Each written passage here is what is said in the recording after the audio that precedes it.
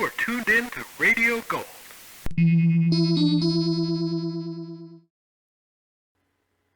As you no doubt recall from the first half of our story, John Steed and Emma Peel find themselves in the proverbial pickle, as this perfectly perplexing puzzle leads them further down the path to personal peril. Stay tuned for the conclusion of our dramatic tale with the Avengers.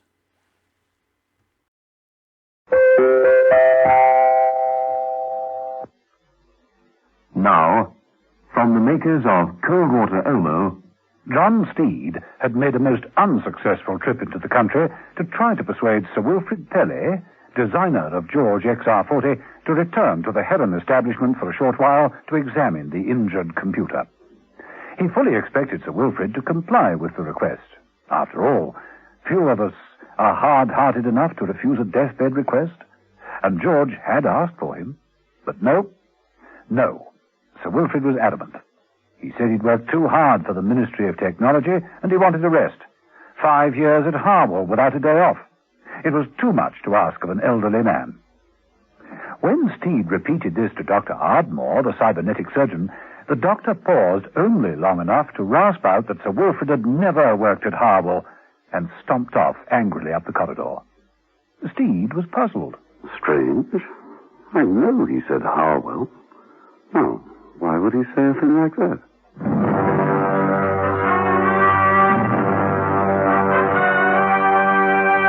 The Avengers.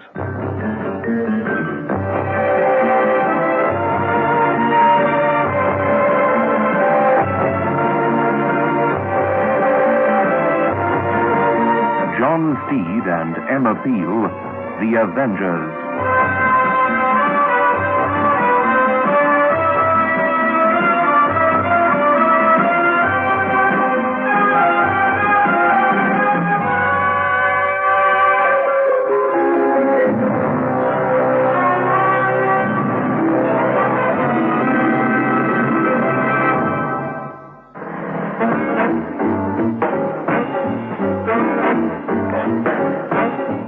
Episode 4 of this story, in which John Steed finds certain other characters in Sir Wilfrid Pelly's home complicate the case of who shot George Oblique-Stroke XR40.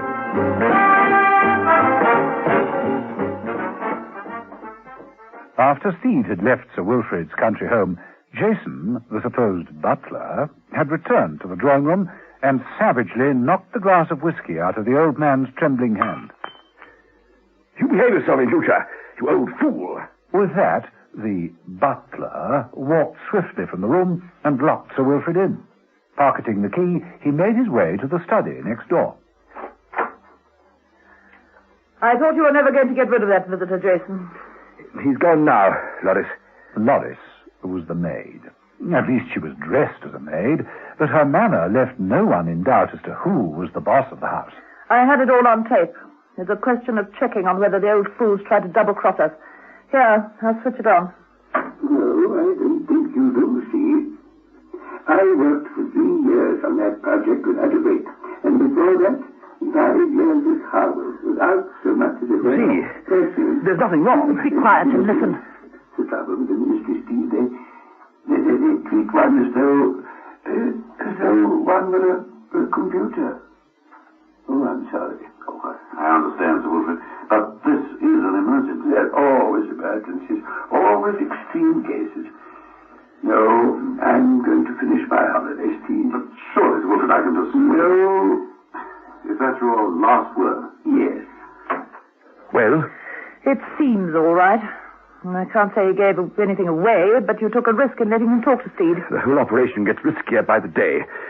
The original plan was for 1 week. I can't help it if he's such a stubborn old fool. Well, he'd better break soon, Loris. Where's Keller? Filling in time as a gardener. Go and get him. Have him take Sir Wilfrid down to the cellar. There's work to be done.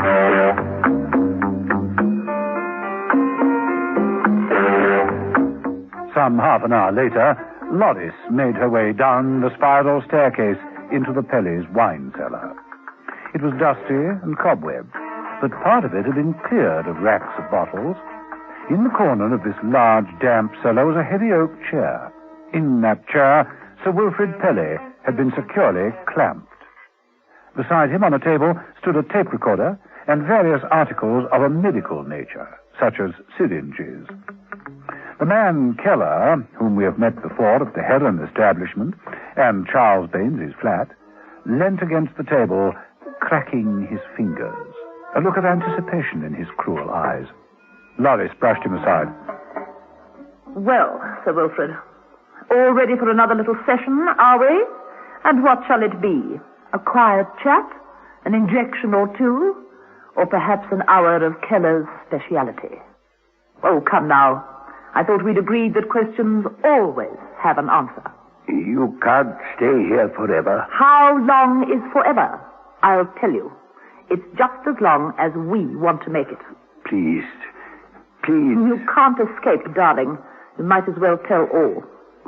Nothing to tell. Nothing. Now, don't be stupid.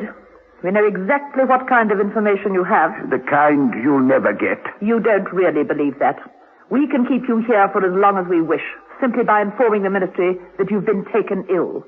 Your pathetic attempt to get help through the computer accomplished nothing, except the death of Charles Baines. Baines? Oh, didn't you know? Someone murdered him last night. Terribly sad. Oh, no. Now, let's get on more conversational terms. Switch on the recorder.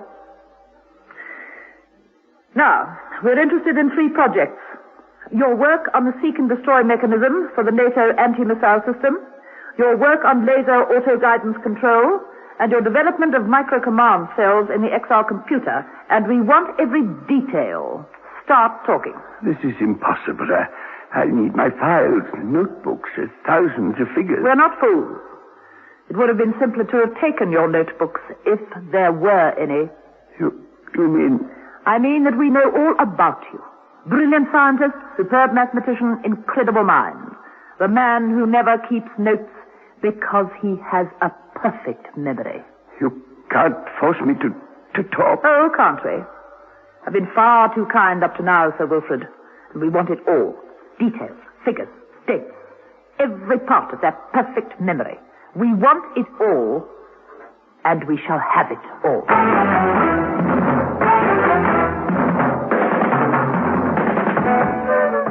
Just about noon, Steed's Bentley purred its way up the Pelley driveway on yet another surprise visit.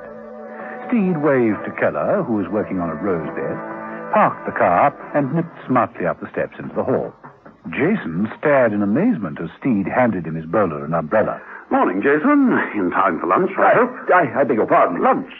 Had to pop down again in the rush last time. I forgot all about the main point of the visit. I'm sorry, sir. Sir Wilfrid gave strict instructions on no account. No, come now. You can't try the same tack twice, but don't worry. Your reputation remains untarnished. You can't see him, sir. Can't? No one says can't to a ministry representative. Oh, don't worry. I'll find my own way to the sherry. You just find the master. There's a good chap.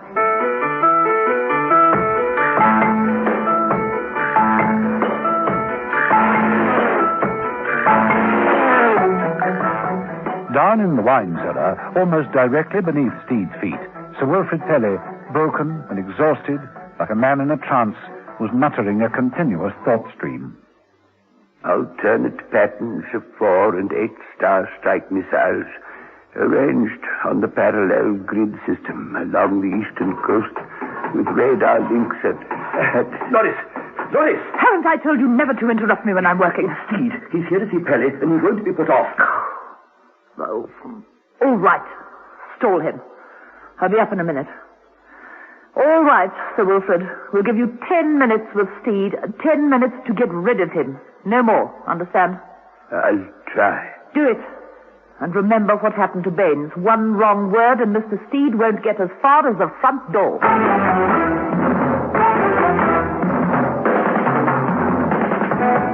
Upstairs, Steed was helping himself to yet another glass of Sir Wilfrid's excellent sherry. Pausing by the decanter, he noticed 2 wires leading from a table lamp. One from the electric bulb, another from a small concealed microphone. Steed smiled and pulled on the second wire. More sherry, sir. Help myself, thank you, Jason. Oh, what's happened to the maid? The maid? You should have a word with her. shocking amount of dust on these tables. What time is lunch? I'm afraid Sir Wilfrid decided to have it in his room, sir. Oh, pity. Well, in that case... Steed, hearing movements in the hall, walked swiftly to the door and opened it. Oh, Sir Wilfrid, I had no idea you weren't feeling well. Do let me help you. Thank you. Thank you, Mr. Steed. Mr. Steed will help me, Loris. Loris? Oh, you're a maid. My, you've even got cobwebs and dust over that smart white uniform. You must be a hard-work girl. This way, Sir Wilfrid. I was having some of your splendid sherry. That'll be all, Jason. I think you need a doctor, Sir Wilfrid. Like me to fix it up. Rest, that's all I need. Rest. To be left alone. Nonsense. We have to take care of people like you. You could wrap up well, and I can drive you over to see this doctor friend. Doesn't live too far from here. No, I can't. I'm sorry, Steve, but I have no intention of leaving this house. Well, you know best, of course. Oh, by the way, I bumped into a chap this morning who knew you at Harwell. Oh? Who was it? Tommy Beckworth. Sends you his regards. Oh, yes, Beckworth. You might say hello to him for me. Of course. Well, are you sure that's all, Sir Wilfrid? There's really nothing for us to discuss, Mr. Steed. Sorry, I can't give you lunch. Oh, well, that's all right. Thank you for the sherry. Good day, then, Sir Wilfrid.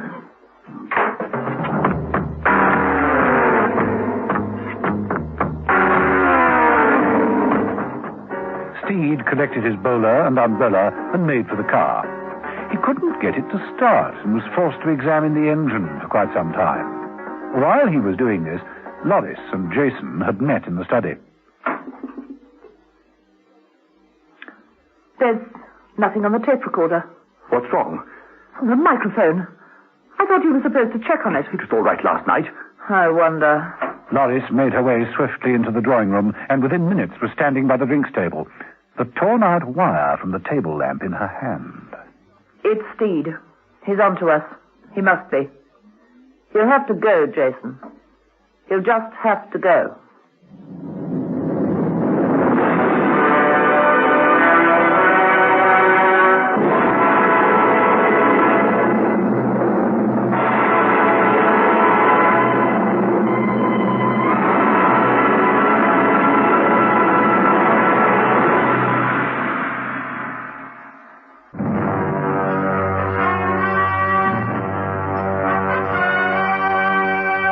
The Avengers.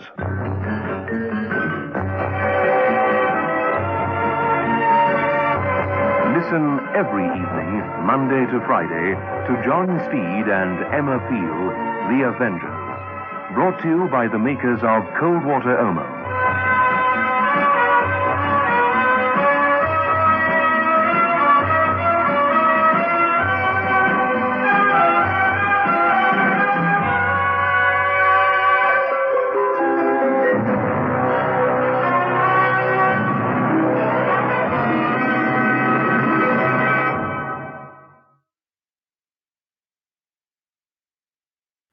Let's take a short intermission.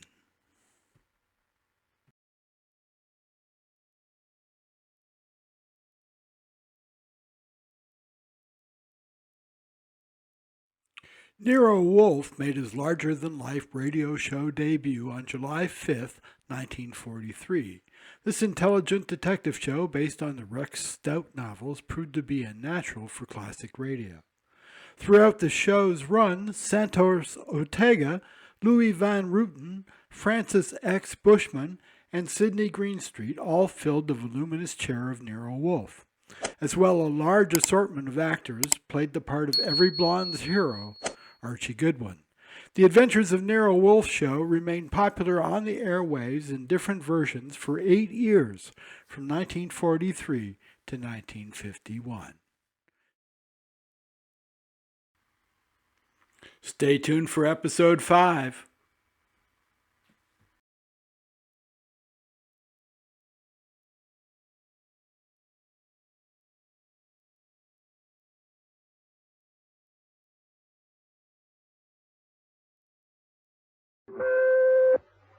Now, from the makers of Cold Water Omo. Look at this, Jason. The wire from the microphone down in the wainscoting has been pulled out. So, that's why the conversation between Steed and Pele was not recorded on tape record next door. Yes. It is Steed, Jason. He's on to us. He must be.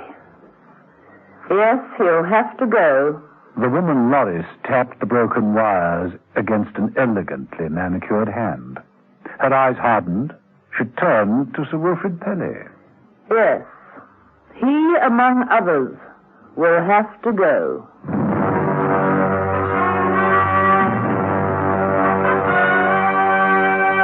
The Avengers.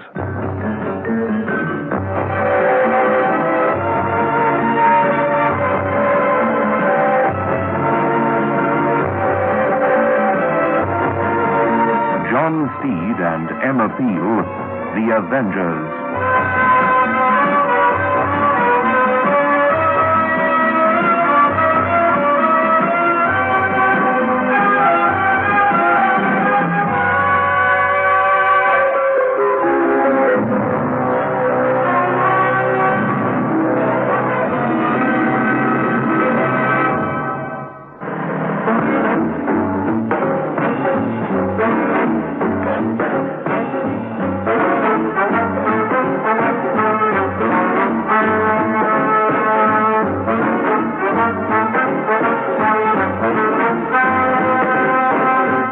Episode 5 of this story, in which John Steed takes full account of the man who shot George Oblique-Stroke XR40.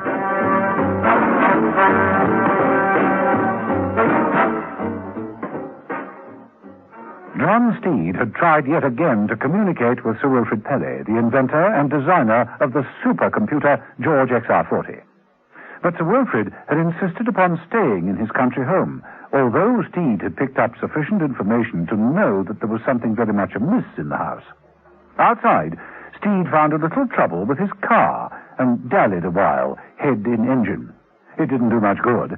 The engine was perfect, and the delay not really profitable. You got trouble, Governor? Yes, it's just a loose wire. Often happens, even in the best regulated circles. You're a gardener? Oh, job man. Tell us the name. I'll do anything for a price. I see. Extraordinary. Very good. But I think I can manage this myself. Thank you, Keller. Well, that should do it. Good day to you, Keller. Goodbye, sir.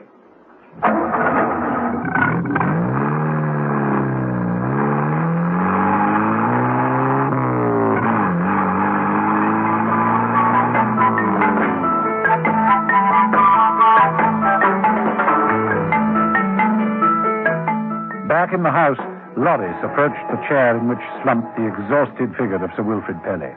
I warned you, Sir Wilfrid. I said one wrong word. I said nothing. I can force it out of you, you know. We talked about my health and the computer.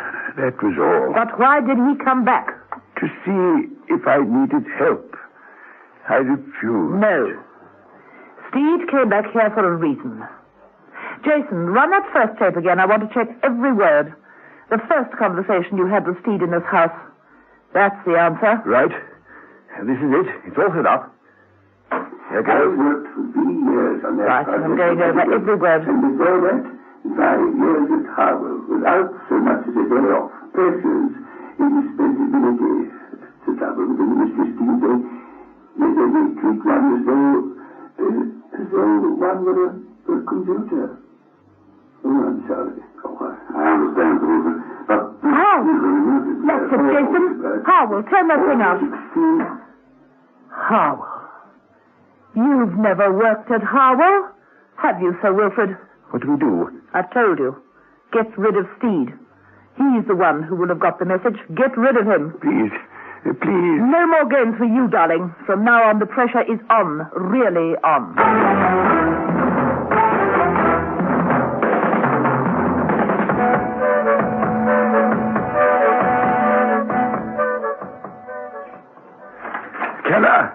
Keller, come here. You want me, Jason? Yes. Steed, the man who just left, you saw him? Spoke to him. Kill him. All right.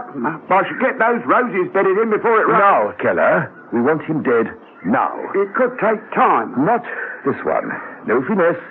Just both barrels at point-blank range.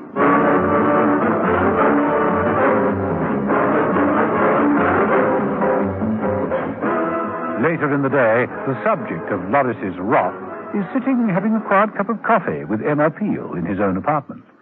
So you think that Sir Wilfrid is some sort of prisoner, Steed? Yes, sure of it. The question is, who were his guards and why are they there? And how did they get rid of their original staff? Good point. Too risky to move them. That means they're probably held in the house somewhere.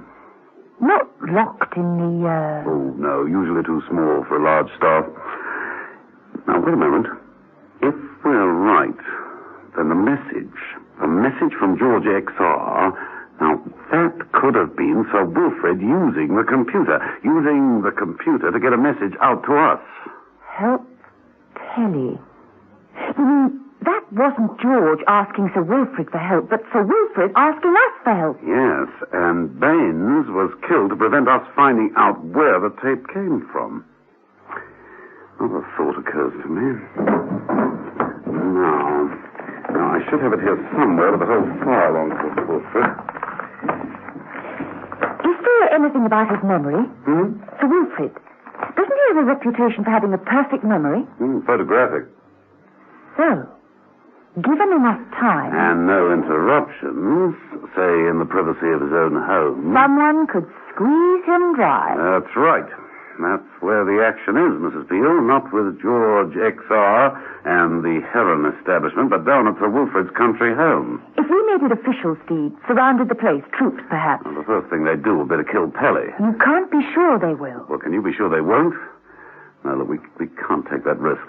We'll have to be a little more subtle. Where the devil's that file? Here we are. Steed picked out a photograph of a young girl of 17. Yes. Your nose is a bit longer. Eyes aren't bad, though. And the ears... What's wrong with my ears? They don't match. Don't match? Of course they do. One either side, same size, shape. Match with this. Sir Wilfrid's niece, Prunella. Oh. Taken when she was about 17 or 18.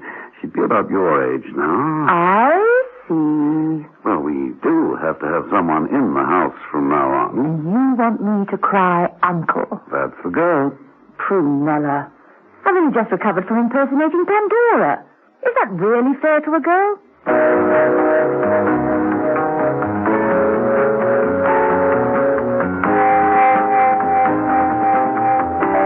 It didn't take long for Mrs. Peel to move once the plan had been decided upon.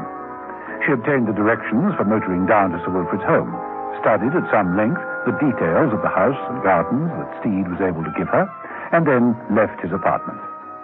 It was raining when she walked towards her car.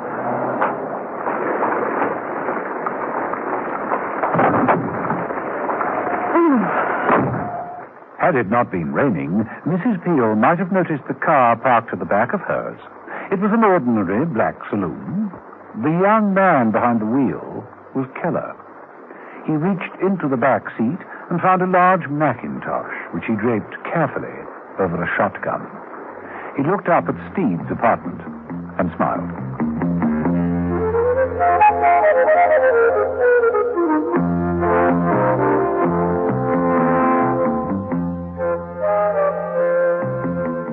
Hello? Hello? Look, I'd like to speak to Dr. Ardmore, please. Yes, Dr. Ardmore. Well, just tell him it's John Steed. Yes, I'll hold on. Keller had gained the entrance to the apartments without meeting anyone and slipped into the corridor that led to Steed's flat. Hello? Hello? Ardmore speaking. Hello there, John Steed. Call to find out if there's any more news about George XR. Afraid not, Steed. We are doing all we can. He's having constant attention, even to the extent of an oil drip. But it's only just keeping him going. No real improvement. I see. But no deterioration. No. Can't carry on, though. The whole structure is weakening. Look, tell me, Dr. Ardmore, The tape we left with you, the one you say only George can interpret, would it be possible for the tensor equation on that tape to convert into a message? You mean some kind of code? Exactly. There was a long pause on the telephone. Steed wondered if Ardmore had gone away, but he was merely thinking. Outside in the corridor, Keller had reached Steed's door. Hello? You there? Yes, I'm here. I suppose it's possible for there to be a code, but only a top mathematician could do it. Someone like Sir Wilfrid Pelley, for instance. Would you... yes, he would have to be in his class, yes. The handle on Steed's door turned silently. I see. Well, thank you, Dr. Ardmore. The door opened a matter of 6 inches. The barrel of the shotgun was thrust through. Thank you. I'll ring you later. Goodbye. John Steed dropped to the floor behind the protection of his desk. Keller was silhouetted in the doorway, calmly reloading his shotgun. Steed picked up a small ashtray and threw it across the room. At the same moment, Steed lunged across the room. Keller, holding his gun at waist level with professional skill, tracked Steed's run and fired both barrels. Destructive boy, this one. While Keller was reloading yet again, Steed, twisting and ducking, shot across the room into the passage that led to his bedroom. He slammed the connecting door, seized a sword stick from his umbrella stand, and dropped to the ground. The blast ripped a hole about 3 feet wide out of the door. Through this hole, Steed aimed the sword stick, using it like a spear. Exit. Keller. The killer.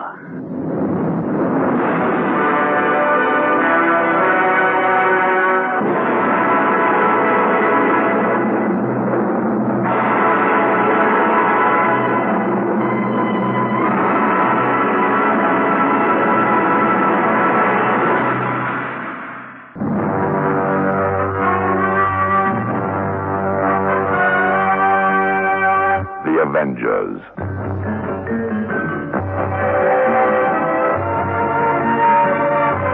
Listen every evening, Monday to Friday, to John Steed and Emma Peel, The Avengers.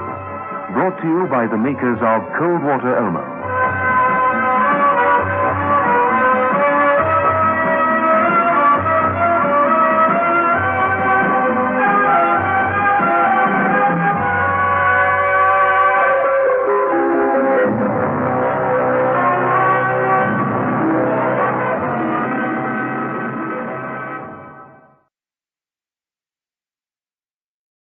Let's take a short intermission. Radio Gold is pleased to present these collected rare recordings, 4 adventures of Conan the Cimmerian. Conan the Cimmerian, of course, also known as Conan the Barbarian, is a fictional sword and sorcery fantasy hero that originated as a character created by writer Robert E. Howard in 1932 via a series of fantasy stories published in Weird Tales magazine. Of course, this has been since adapted to books, comics, films, television programs, and, of course, radio shows. Well, you get the idea. A character iconic over time.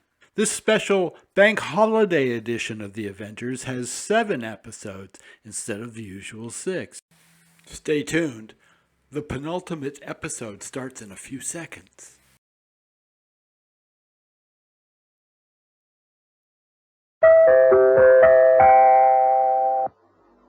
Now, from the makers of Cold Water Omo, John Steed looked around at the devastation of his apartment. When Emma Peel left, some minutes before, all had been as neat and tidy as usual. But after a short telephone call to Dr. Ardmore at the Heron establishment, Steed had found himself faced with a murderous attack. Keller, under orders from Jason and Loris, had left his roses and journeyed up to town with the express purpose of blasting Steed with the double-barreled shotgun that had caused so much damage to poor George XR. Steed, fleeing to the passage, grabbed a sword stick, and after a salvo which blew a large hole in the door, had thrown it through the opening. Keller caught the sword stick full in the chest. No! Exit Keller, the killer.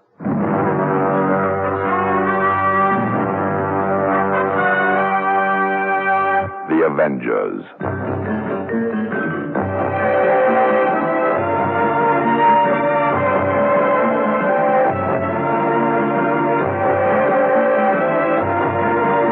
John Steed and Emma Peel, The Avengers.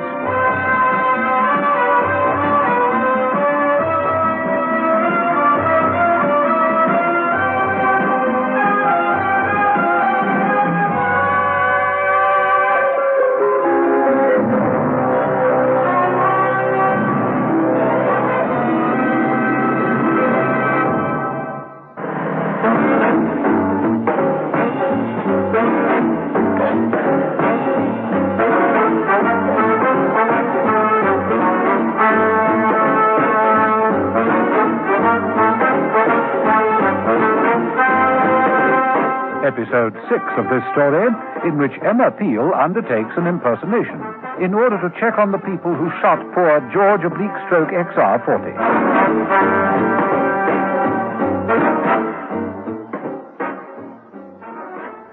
Emma Peel, blissfully ignorant of John Steed's troubles, hummed a little tune to herself as she turned the nose of her car towards the English countryside.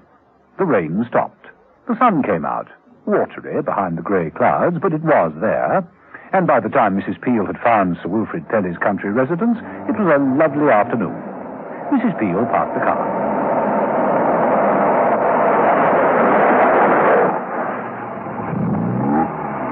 Mrs. Peel, dressed smartly in tweeds and carrying a weekend case, tripped lightly up the steps and rang the bell.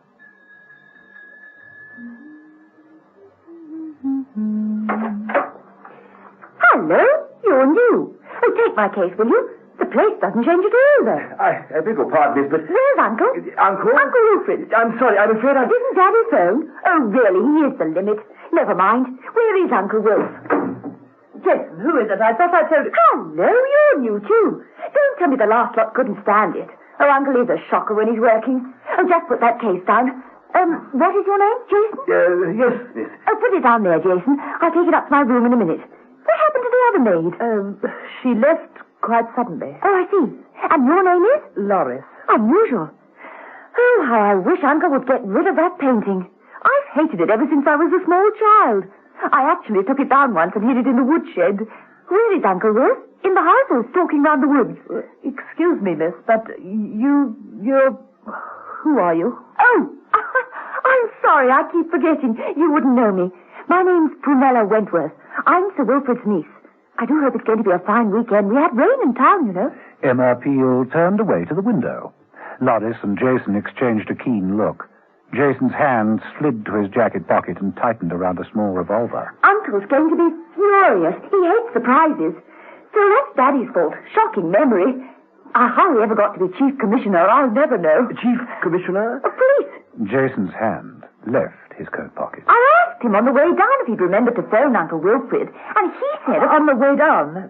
Then he's here with you? What? I dropped him off at Friends. He's terribly old-fashioned. If I'm staying away, he always likes to know exactly where I am. I suppose, then, if I'm spirited away during the night, he's left with a line of investigation, don't you know? Oh, I always have the blue room at the back. Where did you say Uncle was? I'll fetch him for you. Tell him you're here. Jason can take your case upstairs. Oh, right. I'll wait in the drawing room. The Chief Commissioner of Police? And he knows she's here? Shut up, you weak-kneed niddy. I'll get Pelly. I won't tell him she's here, and then, when they meet, we'll know if she's genuine. Is there no other way?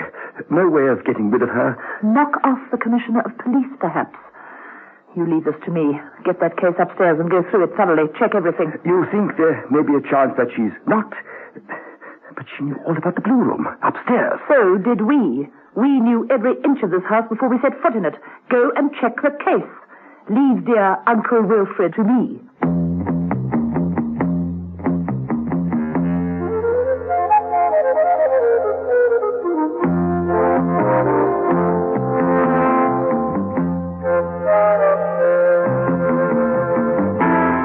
It was some minutes later that Emma Peel, wandering casually around the drawing room, quietly checking the hidden microphones, heard the door open.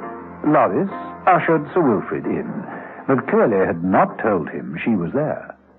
I tell you there's not much more that I can... Uncle Wilfie! Oh, how wonderful! As Mrs. Peel's arm slid round the old man's neck, she whispered, Prunella. Sir Wilfrid was a mathematician. He could put two and two together. Prunella? Oh, my dear, what a marvelous surprise. Well, it shouldn't have been. Daddy should have called you. But you know Daddy. Indeed, I do. How is he, by the way? Oh, just fine. But you're looking tired. Is there something bothering you? Oh, no, not at all. Quite the contrary. Never felt better. Excuse me, miss. Yes, Jason? I have unpacked your case in the blue room, as you wished. Thank you. Would you care for me to run a hot bath, miss? The journey... Oh, no, not yet. I'll have one later. I'm taking Uncle Wilf out. Out? I don't care if you say you feel fine or not, Uncle. You look pale. Can't we take a stroll around the grounds or a drive in the country?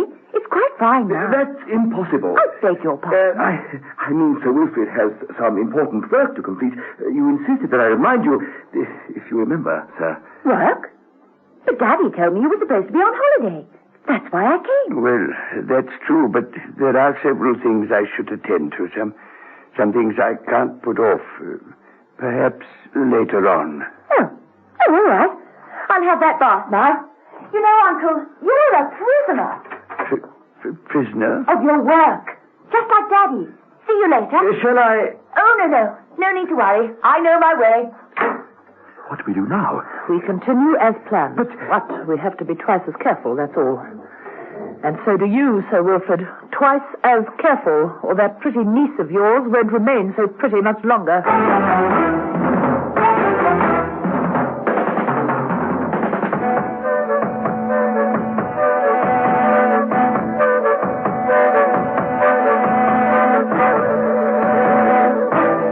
Back at the Heron establishment, poor George XR was still causing concern. Never in the history of computerization had so much work been put in by so many with such little effect. Ardmore and Tobin were literally sweating away over the latest operation.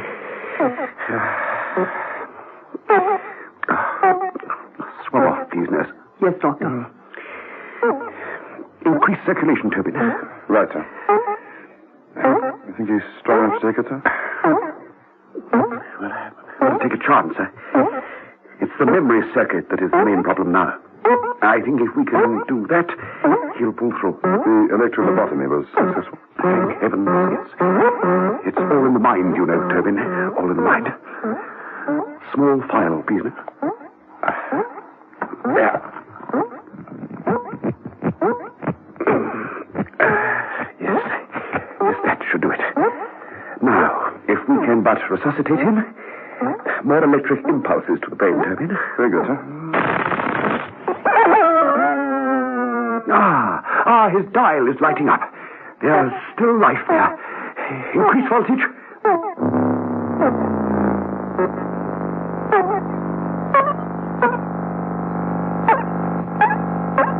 He's coming round. George, speak to me. George, speak. Can't you? He's working, sir.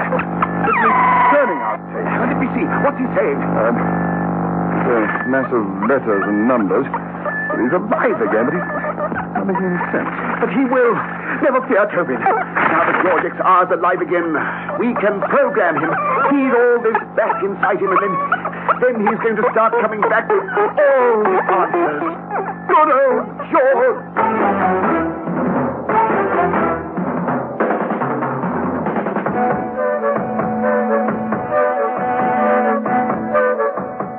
Evening came softly to the skies above Sir Wilfrid Pelly's home.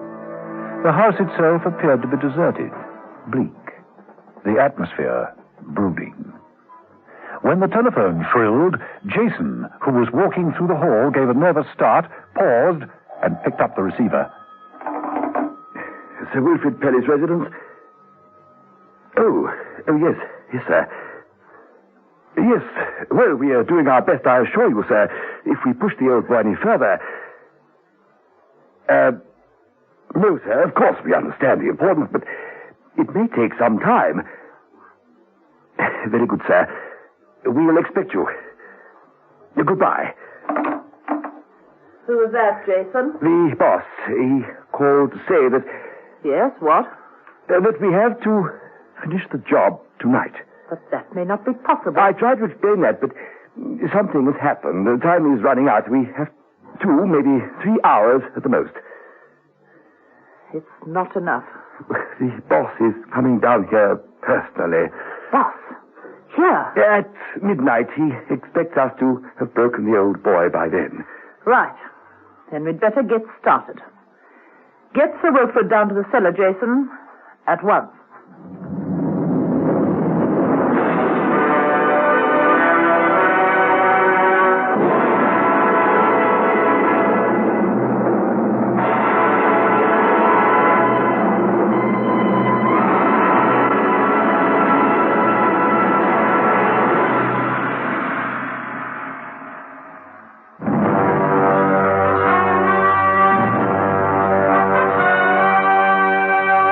Avengers.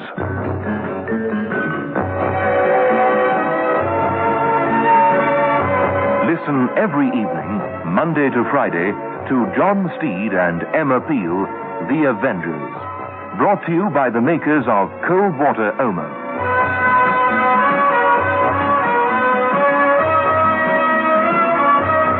The Avengers.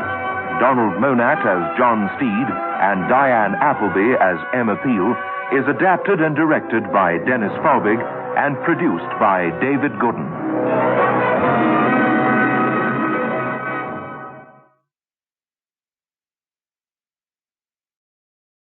Let's take a short intermission.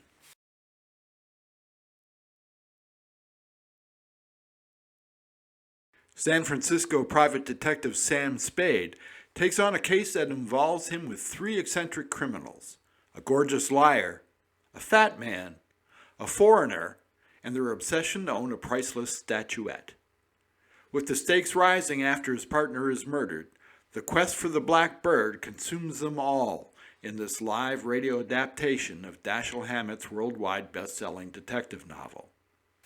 In 1943, the Columbia Broadcasting System, Cecil B. DeMille, and the Lux Radio Theater entertained a wartime America by presenting Edward G. Robinson as Sam Spade in The Maltese Falcon. Stay tuned for the exciting conclusion of our Avenger adventure.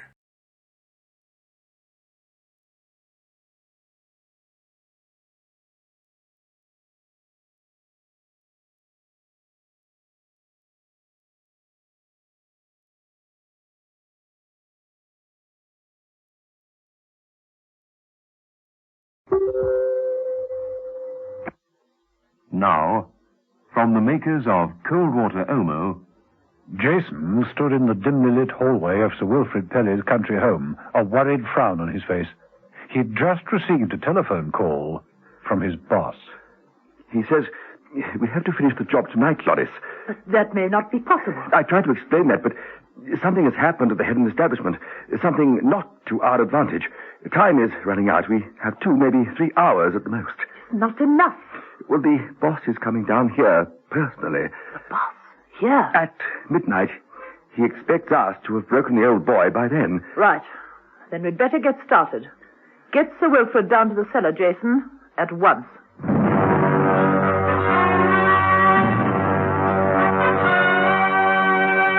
The Avengers.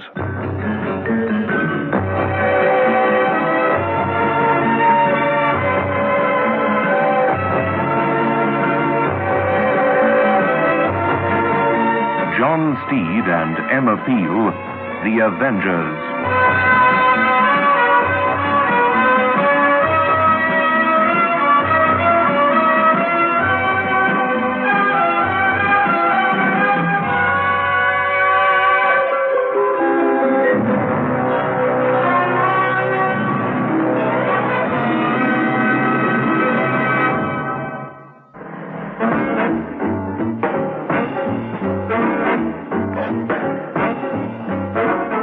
Episode 7 of this story, in which John Steed and Emma Peel take equal credit in winding up the case of who shot poor George Oblique-Stroke XR40.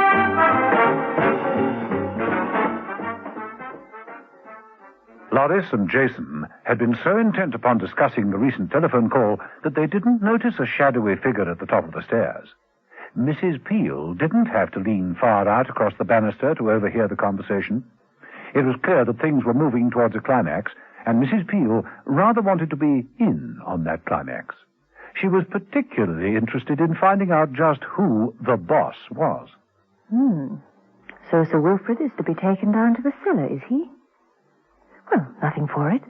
Little Prunella will have to go and have a look first. So, Emma Peel made her way quietly down the stairs to where a door led to the cellar staircase. It was dark, but Mrs. Peel had done this sort of thing before. From her pocket, she produced a small torch. The spiral staircase led down to a corridor. Passing along it, she noticed a heavy iron door with a small grid. She stopped. What the? Who's that? Let me out. Let me out. Quiet.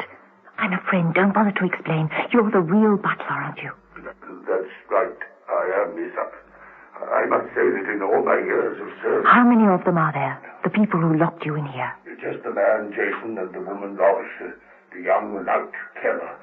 There's a man they talked to on the telephone. They call him the boss. They bring Sir Wilfrid down here?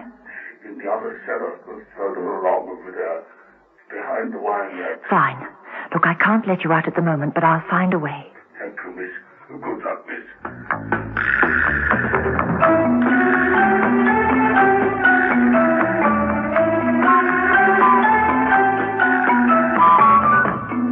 A short while later, Mrs. Peel witnessed the pathetic sight of old Sir Wilfrid being forced into the other cellar and strapped to the oak chair.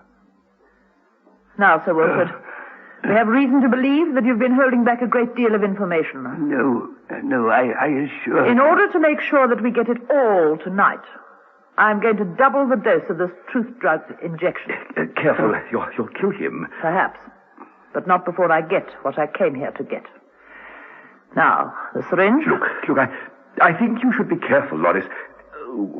You have no need to stay here and watch if it makes you squeamish. Get along back upstairs, Jason. Someone must keep an eye on that girl. Are you sure, Loris? Of course, I'm sure. Hurry now. Set the tape recorder running and then clear out. Well, all right, if you say so. Right. Now, Sir Wilfrid, the injection, and then you talk.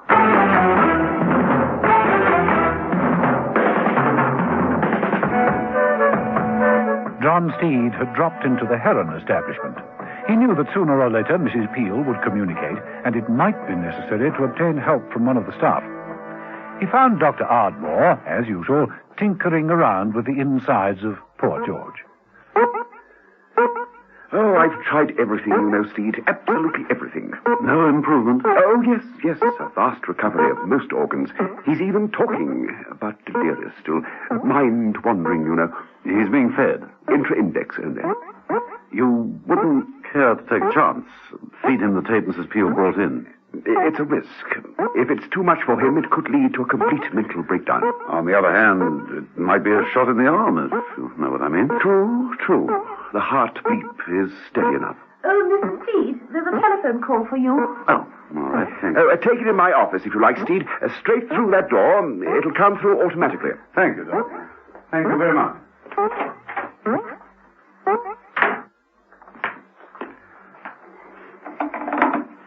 Hello, John Steed. Mrs. Peel, good. No, it isn't good. It's bad. They're getting information from Sir Wilfrid. Their boss arrives tonight. I think... Mrs. Peel? Mrs. Peel, what is it? What's wrong? Mrs. Peel? Mrs. Peel?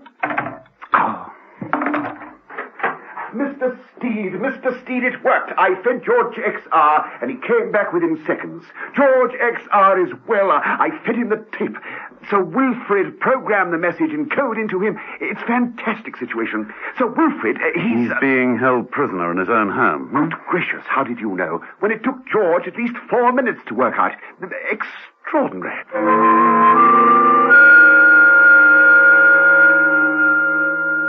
Mrs. Peel lay on the hall carpet. She was out cold. Over her stood a man who'd entered the house during her attempted telephone conversation. It was the man known as Boss, Good job I arrived early, Jason. also known as Tobin, Ardmore's assistant. Yes, boss. Your work is satisfactorily concluded, I take it? Loris is completing the recordings right now, boss. Good. This young lady, she is... Mrs. Peel, she knows too much, far too much. Now, if she were a computer, we might erase the memory circuit. Unfortunately, people are more difficult than computers. We have to kill people. Don't we, Jason?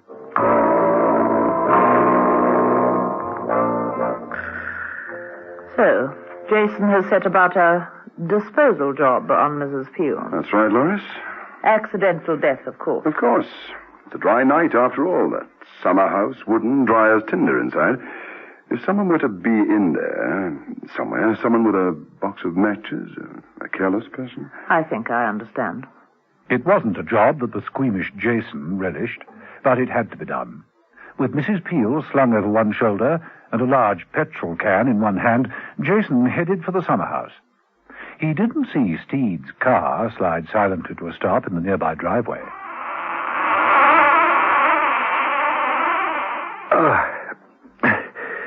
Heavy. Now, petrol.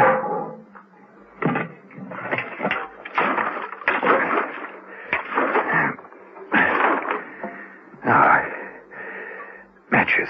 Match this. Steed hit the matches out of Jason's hand with a swift stroke of his umbrella. Then, stooping swiftly, he seized the petrol can and emptied its contents over him. Why, you... Steed stretched out a lighted cigarette lighter. No! Keep away! Well, do as you're told, then, like a good little butler. Hands behind you. That's it. Now, stretch your chin out. With more. That's about it. Now.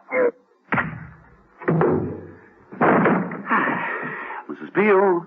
Mrs. Peel, you can come round now. Oh, my prince on his fiery steed. Oh, no. Asbestos Steed, they call me. Strictly uninflammable. Smell of petrol. Oh, they were going to... Joan of Arc and all that. How many are here? Oh, well, Loris and the man who hit me. The boss, I suppose. And, of course, him on the ground. Right, give me a hand to get him back inside. Oh, there's the other man, Keller. Delete him. It's been one of those days.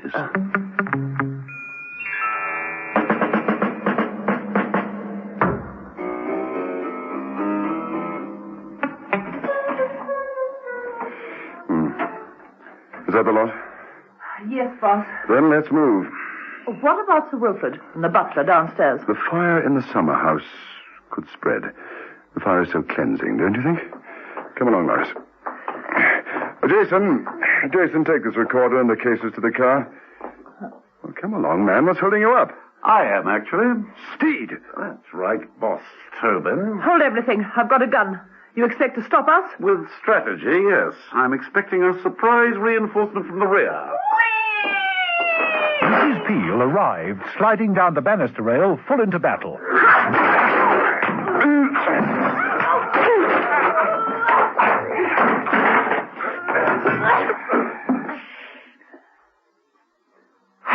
Well, that's the way to win wars.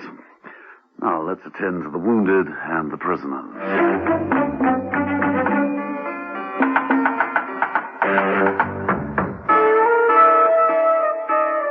Much later, next day, John Steed, in his apartment, was busy at the cocktail bar. Half a jigger. Steed, what are you doing? On the verge of a major breakthrough. Now, a thimble full of scotch. Almost there. Almost where? George Oblique-Stroke XR40. They let me put a problem to him. I asked for the recipe for the most deliciously potent cocktail in the world. And he gave you the answer? Hiccuped it up in 4 seconds flat. Just think, it'd take 500 bartenders 4 years... Licensing hours permitting. To accomplish what George did in 4 seconds. Now, one last ingredient. The olive. Get down.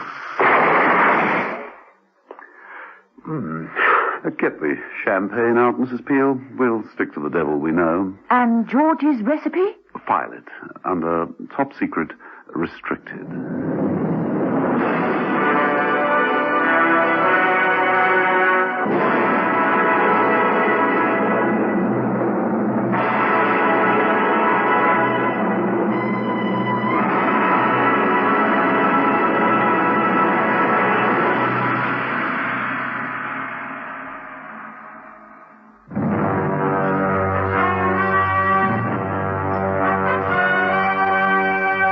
The Avengers.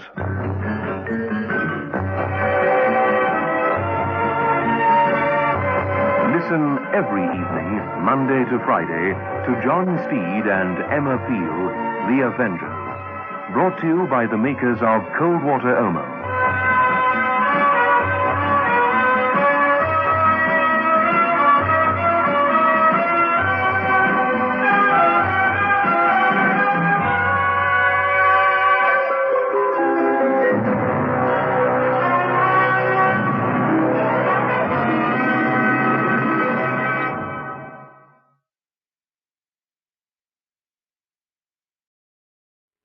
Radio Gold is a 3 Nines Fine radio production. See you next time.